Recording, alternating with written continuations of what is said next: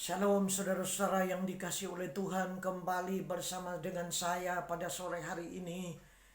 Saya ingin untuk meneguhkan dan menguatkan iman saudara untuk tetap percaya bahwa pertolongan kita itu datangnya daripada Tuhan.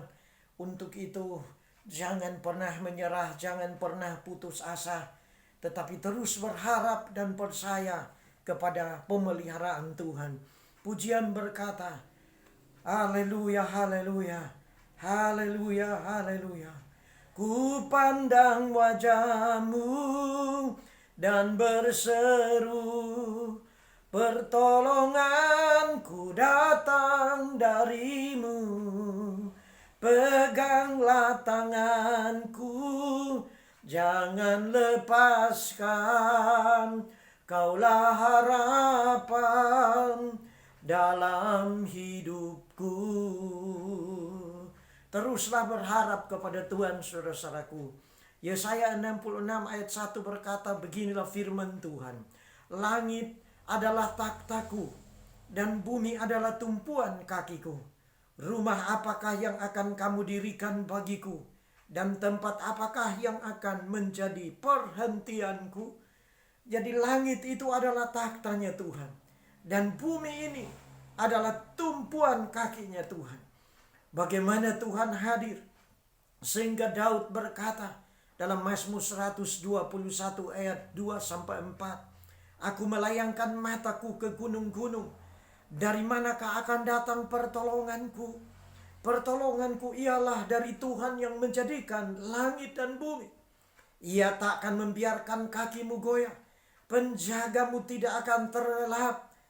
Sesungguhnya tidak terlelap dan tidak tertidur penjaga Israel. Jadi saudara-saudaraku yang dikasihi oleh Tuhan, Tuhan tidak pernah tertidur, Tuhan juga tidak pernah terlelap. Dia senantiasa memperhatikan dan mengawasi saudara dan saya dimanapun kita berada, dimanapun kita hadir, di rumah, di tempat pekerjaan kita. Bahkan firman Tuhan berkata, setiap tempat yang akan diinjak oleh telapak kakimu, kuberikan kepadamu, seperti yang telah kujanjikan kepada Musa. Jadi setiap tempat ini berbicara mengenai kawasan. Tempat ini berbicara mengenai teritorial di mana kita tinggal. Di sana mata Tuhan melihat, mata Tuhan memperhatikan. Setiap daerah di mana saudara berada, setiap lingkungan di mana saudara berada, di tempat itulah saudara dan saya harus berdoa. Berdoa masing-masing di tempat kita, di rumah kita, di tempat usaha kita. Karena Yeremia 29 ayat yang ke-7 berkata, usahakanlah kesejahteraan kota kemana kamu aku buang, dan berdoalah untuk kota itu kepada Tuhan, sebab kesejahteraannya adalah kesejahteraanmu. Jadi saudara-saudaraku yang dikasihi Tuhan, dengan adanya virus corona COVID-19 ini, umat Tuhan mau atau tidak mau, suka atau tidak suka, senang atau tidak senang, mau menerima atau tidak menerima, hanya satu yang Tuhan mau, hanya satu yang Tuhan inginkan, untuk kita mengusahakan kesejahteraan kota di mana kita berada. Dan hari-hari ini paradigma kita diubah. Tuhan sedang membongkar benteng-benteng dan tembok-tembok yang dibangun oleh manusia. Tuhan meruntuhkan semuanya. Dogma, doktrin, dan aturan-aturan manusia. Sehingga Tuhan ingin agar manusia tidak bergantung kepada pendeta. Manusia tidak bergantung kepada organisasi, tetapi bergantung sepenuhnya kepada Tuhan. Tuhan sedang meminta kemandirian setiap kita. Tuhan ingin, Tuhan mau supaya ada kemandirian dari setiap keluarga untuk mencari Tuhan, untuk berdoa kepada Tuhan, untuk beribadah kepada Tuhan. Tuhan sedang mencari setiap pribadi yang mau beribadah kepada Tuhan, yang mau berjumpa dengan Sang Gembala Agung, imam besar kita, yaitu Yesus Kristus Tuhan. Nah, oleh sebab itu saudara-saudaraku yang dikasih oleh Tuhan, yang perlu kita lakukan adalah duduk dalam lindungan yang maha tinggi. Berhenti dari segala aktivitasmu. Dalam sepanjang hari, sediakan waktu khusus. Mazmur 91 ayat 1 dan 2 berkata, orang yang duduk dalam lindungan yang maha tinggi dan bermalam dalam naungan yang maha kuasa akan berkata kepada Tuhan, tempat perlindunganku dan kubu pertahananku, Allahku yang kupercayai.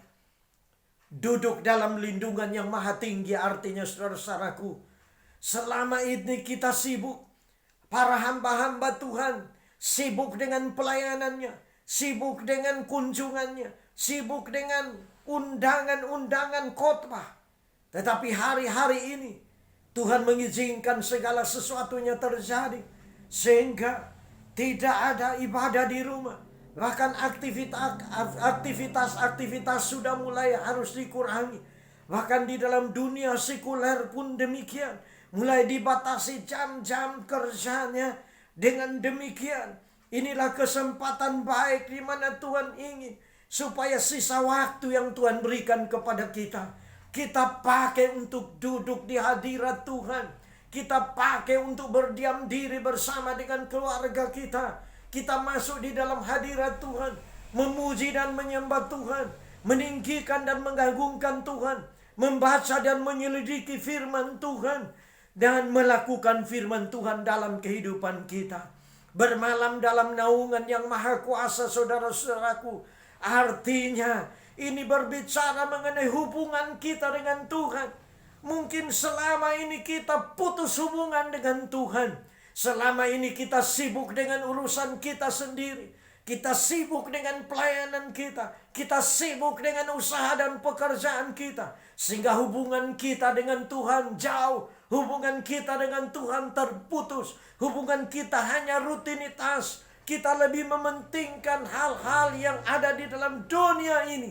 Tanpa kita sadari, kita sedang digeser. Kita sedang tertipu oleh dunia ini. Dan kita lebih condong untuk mengasihi dunia ini. Firman Tuhan berkata, hati-hati orang yang mengasihi dunia dan segala isinya.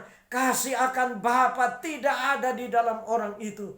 Untuk itu saudara-saudaraku yang dikasih oleh Tuhan, biarlah setiap kita sekarang ini saatlah waktunya. Mari kita memperbaiki hubungan kita dengan Tuhan. Mungkin selama ini kita asal-asalan, tetapi sediakan waktu yang terbaik untuk bersekutu dengan Tuhan.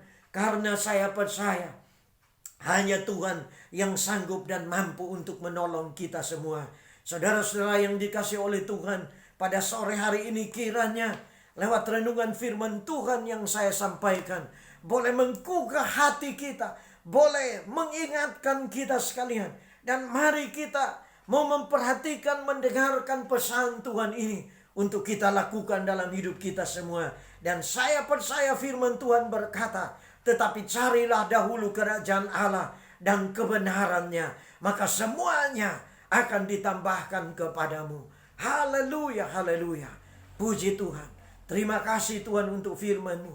Meteraikan firman-Mu dalam hati kami semua. Dan Roh Kudus tolong kami supaya kami dapat melakukan firman Tuhan ini. Dan kami percaya firman-Mu ya dan amin. Setiap perkataan firman Tuhan tidak akan kembali dengan sia-sia, tapi akan melaksanakan apa yang Tuhan kehendaki, apa yang Tuhan mau. Dalam nama Yesus kami sudah berdoa dan mengucap syukur. Haleluya. Amin. Salam saudara-saudaraku. Tuhan memberkati kita semua.